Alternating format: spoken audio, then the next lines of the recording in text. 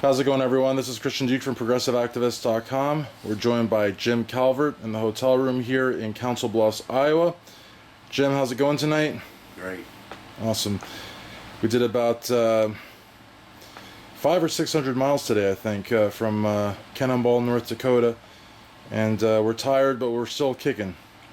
So you have the distinction of the four of us Kentuckians that went up to North Dakota that I think you were the one that set up dates and made hotel reservations and kept on us about coming up there.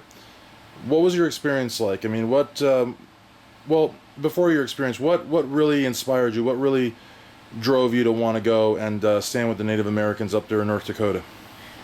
I think that I felt that this was an important stand, not just for Native Americans, but for all Americans, and maybe for all citizens of the world. The Native Americans have got the distinction of caring for the earth, caring for the water,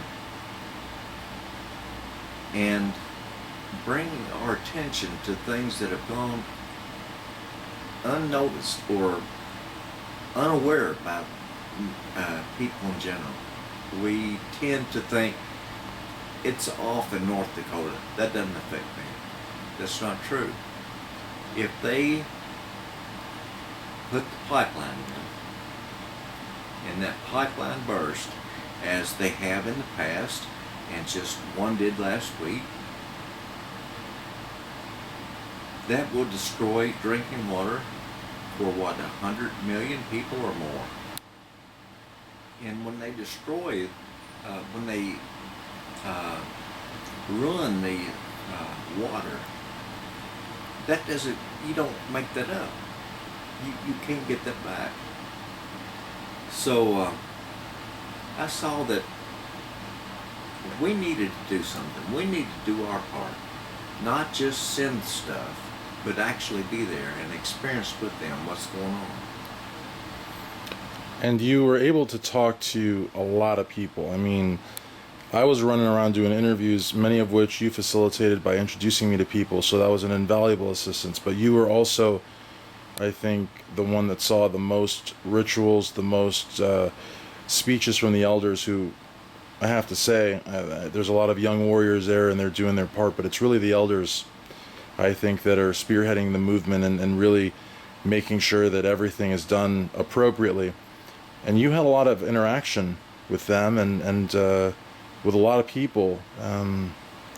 What did you take away from those conversations, those many great conversations that you had with people? Well, a great concern, but a true resolve. I don't think they're going to back down. I don't think they're going to back down. And if luck would have it, and President Obama is watching this, stop the DAPL. There's a lot of people that's counting on this. A lot of people. And the thousands that are there are just a fraction of the people that are counting on this. It's not just them, it's all of us. And let me ask you a quick question. You are someone that's very active in Kentucky, in Hancock County with the Democratic Party, someone that, believes that Kentucky progressives can actually have a say in the KDP and maybe even potentially transforming the party in the state. What would you like to hear from people like Nancy Jo Kemp or even more importantly Jim Gray, who's running for Senate for Kentucky? I would like to hear, number one, that they are in favor of stopping DAPL.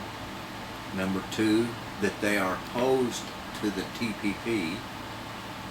And number three, other important progressive issues such as Medicare for all, increase in the minimum wage, things along that line.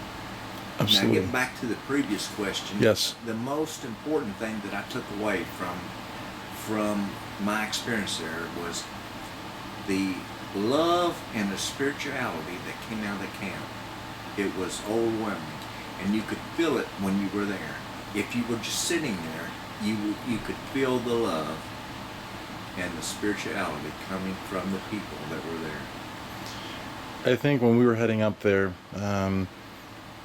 the 3 federal agencies had issued that temporary injunction, and you had called a friend of yours, who I don't think we ever got to meet. She was so busy. Black Elk? Orlando Black Elk. Yes. And you had called her or emailed her and said, do you still need us to come up? Because, these temporary injunctions, maybe, they didn't need us or whatnot. And from what I understand, you said she most definitely wanted us to come up. Yes. And the feeling in the camp with the temporary injunction is that, work could start at any minute. There was a concern that if the movement fizzled out, that would be sort of the cue for that work to start. And some of the elders, or I shouldn't say the elders, but I should say some of the others in the camp wanted a permanent injunction, but they were quick to note that the U.S. government has a horrible track record when it comes to treaties with the North Americans. So how do you see this ending? Is there a way this could end favorably for Standing Rock Reservation and the water, but at the same time realistically? That's a tough question, Chris.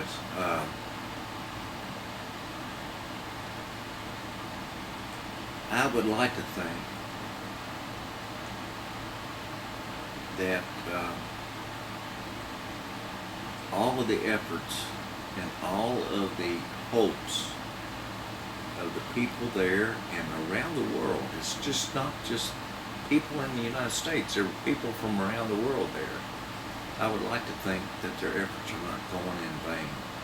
I would like to see that this pipeline is stopped where it is and no further.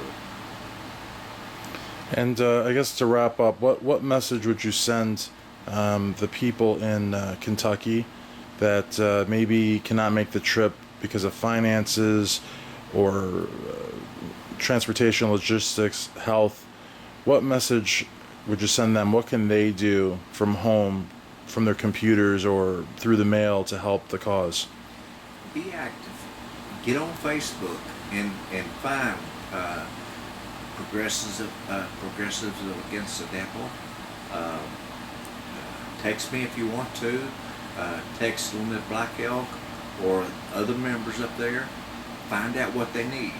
I know they're in need of a wood burning stove for the winter. They're planning on staying through the winter. They're in need of, I think they've got plenty of water. Yeah. They had said 4-season tents and 4-season sleeping bags. Yes. Because some of them, I think they're serious. They really do plan on living in that winter North Dakota weather in that campground. I don't know how they're going to do it, but I guess through the resolve they have. I would say they would take shifts. Mm-hmm. That would be the most, that's just my opinion. I don't know how they're going to do it. Now, I know I said that was the last question, but I have one more question. Talk to us a little bit about what you and Greg are planning in Owensboro. Greg, a good friend of mine, Greg, and I are planning on having a solidarity rally, hopefully sometime in October. We don't know, we haven't got the dates pinned down, but we'll notify people just as soon as we do. And we hope that anyone who's watching this will make the trip to Owensboro, even if you can't make the trip to North Dakota. And we can stand in solidarity